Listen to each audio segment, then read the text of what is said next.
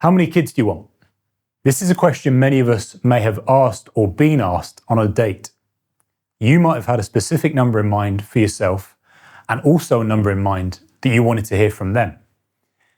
Increasingly, however, one gets the impression that more and more young people in the West are responding to this question with ambiguity and uncertainty, or even simply saying, "I'm not sure I even want kids."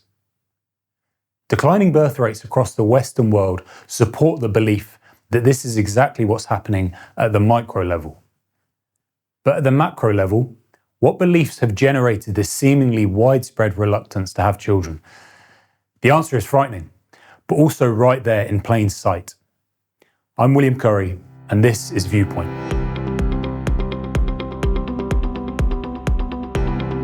Antinatalism is best described as a viewpoint that considers procreation to be mostly, if not always, unethical, whilst advocating for people not to have children. This is patently extreme, and its adherents generally believe that it's bad for anyone, anywhere, to have children. At a less extreme level, there are also those who are best described as procreation hesitant, and tend to be so more for personal than ideological reasons. Such people are best characterised by the acronym DINK, which stands for Double Income, No Kids. These are couples who, whether married or unmarried, as the name suggests, live off both of their incomes and express an intention not to have children. The antinatalist idea is one that is so utterly alien to most of the world's 8.1 billion inhabitants. But where does it come from? Well, some of its chief proponents are our contemporaries. The late Duke of Edinburgh, Prince Philip, whilst not an avowed antinatalist, did once say, "In the event that I am reincarnated, I would like to return as a deadly virus to contribute something to solving overpopulation." Similarly, and from someone with much more clout with the intelligentsia, Sir David Attenborough is a patron of Population Matters, a charity which wants to reverse population growth and naturally supports abortion, said back in 2013, "If you are able to persuade people that it is irresponsible to have large families in this day and age, and if material wealth and material conditions are such that people value their materialistic life and don't suffer as a consequence, then that's all to the good." More extreme than Attenborough and the Duke of Edinburgh, though, is a man by the name of Les Knight, founder of the Voluntary Human Extinction Movement. His core message: may we live long and die out. Now 78, back in 1973, when he was just 25, Knight had a vasectomy, ensuring that he would never have children. In a 2022 interview with the New York Times, Knight said, "Look what we did to this planet. We're not a good species." This comment really gets to the heart of much of the antinatalist movement. They are not concerned with reducing the world's population for people's sake, but for the sake of the natural world itself.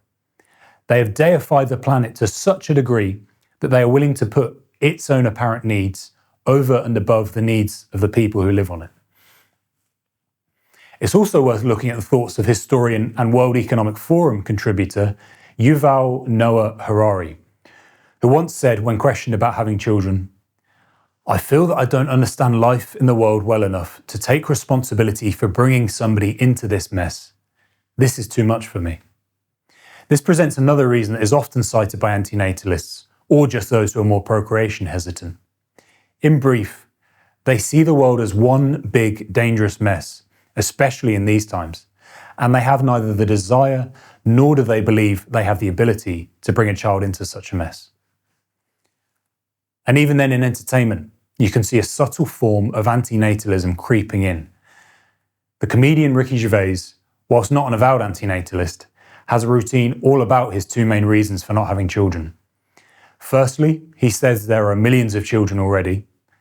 And secondly, in his words, kids are expensive.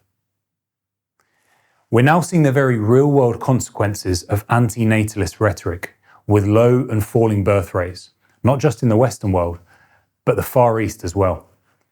South Korea now records the lowest birth rate in the world, with just 0.72 births per woman. But we are seeing significant pushback against antinatalism from the richest man in the world, no less. Elon Musk, himself a father of 14, has repeatedly issued warnings about global population decline, once posting on his platform X that having children is saving the world. He and Canadian psychologist Jordan Peterson, himself a hugely influential figure, have discussed the issue at length in an interview. And Peterson, approaching it from a different angle, has extolled the emotional benefits of having children.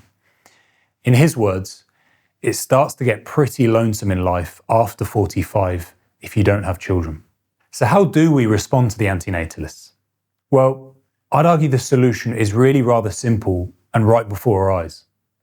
However hard you try, you simply cannot convince the majority of people from a multiplicity of ethnic groups around the world that saying no to having children is a sensible thing to do. One would quite like to see the die-hard antinatalists travel to somewhere like the North African nation of Chad, where the average desired number of children is 9.2, and try to convince people there that having children is a hopeless endeavour. They'd rightly be laughed all the way home, in a country that sees the next generation as a sign of hope. In short, antinatalism is a cult of despair, of hopelessness, and so we must respond to it with hope. We need to remind people that children are a blessing, and that without them, not only will our families and nations be poorer, but they won't actually exist.